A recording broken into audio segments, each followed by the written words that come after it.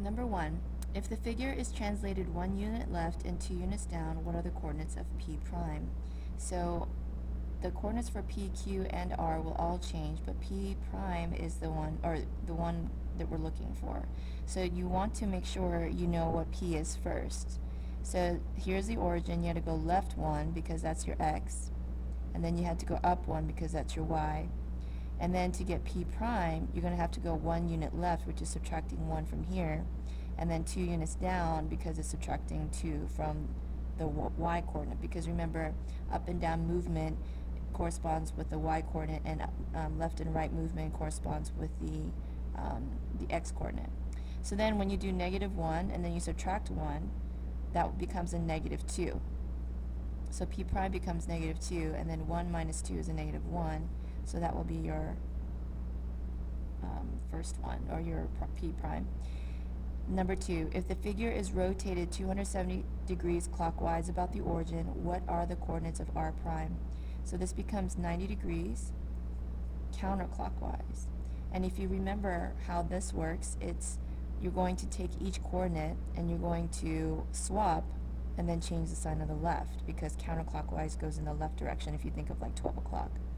So we want to find R prime, which means we need to start with R. And the coordinates for R, you start from the origin, you go X first, 1, 2, 3, so it's a +3, and then you're going up 1, 2, 3. Easy enough. And then to get R prime, which is what the question is asking for, you have to swap these two, which they're going to look identical because they are, and then you just change the sign of the left because it's going counterclockwise. So I change the sign of this left 3, which becomes a negative. So the answer is -3, +3. Number 3, if the figure is dilated using a scale factor of 2, so we're dilating. Remember what scale factor of 2, let me finish the question. What are the coordinates of P prime? So P, once again, its original coordinates are -1, 1. So if you multiply by 2, then you should get -2, +2. And then that will be your answer. So you take the scale factor and you multiply each coordinate by it. Number 4, quadrilateral WXYZ has vertices W at -3, 4, X at -3, 1, Y at 2, 1, and Z at 2, 4. What are the coordinates of the image of point X after a reflection over the Y-axis? So here's X, and we want to reflect it over the Y-axis. So we reflect over the Y-axis, which means the X is going to change. So this -3 changes to a +3, while the 1 stays a 1 across the X-axis. So when we reflect across the X-axis, the X coordinate stays the same, the Y coordinate changes. Number 5, what is the scale factor of the dilation? Remember, to find the scale factor of a dilation, you have the scale factor is equal to the image over the pre-image. So remember, K stands for scale factor. And if you want to remember, like this formula, it's kind of like KIP, KIP. So how do I find the scale factor for this particular one? I can tell it's an enlargement because you started off with no primes here, and then here you got primes, and the triangle got bigger. So I'm going to compare 2 points that are easy to find their coordinates, like B and B prime. Those are easy. And C and C prime, not so easy. A and A prime, not so easy. So I'm going to go with the easy one. So B, which is this one, is located at 1, 2. Now guys, don't be thrown off by the way the axis is numbered, like 0 goes here and 1 goes here. I know that's a little off, but by now you should know that each of these little marks represents the number. And then here we have 0, and then 1, 2, 3, 4, 5, 6, 7, 8, 9. Okay? So you get B at 1, 2 because the X coordinate is at 1 and the Y coordinate is at 2. And then B prime is at 1, 2, 3, 4, because I'm about to go up to it, and it's at 8. So how do we find the scale factor? You take any of the image points, which is, like in this case, like let's say we take 4, and you divide by the pre-image. So the image was the one with the prime. So 4 divided by 1 is 4 divided by 1, is a scale factor of 4, which makes sense. It means that you took the original and you multiplied by 4. Okay, so that is the scale factor for number 5. If you wanted to do it with 8, you could have done the same thing. You say, okay, well, what if I decide to look at the y-coordinates? So you start with the image, 8, and you divide by its pre-image, which is 2, and you still get 4. So you could have used either of the x coordinates or the y. Just make sure you do image over pre-image. So let's practice that for number 6. What's an easy point to read? C.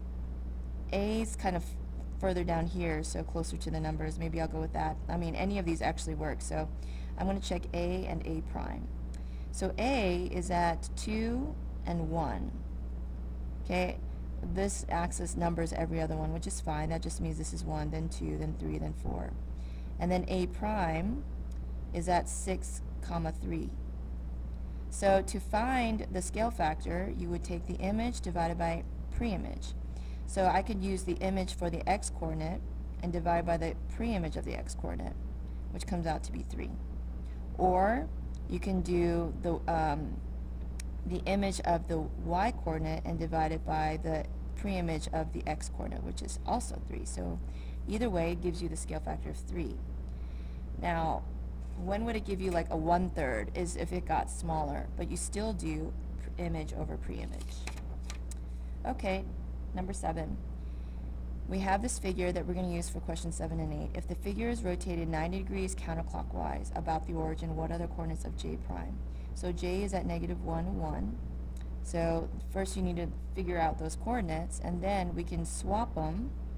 So you get 1, -1 when you swap them, and then you change the sign of the left one. -1, -1.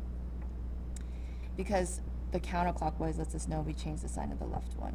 Number 8. After a transformation, the coordinates of g prime are 0, -3.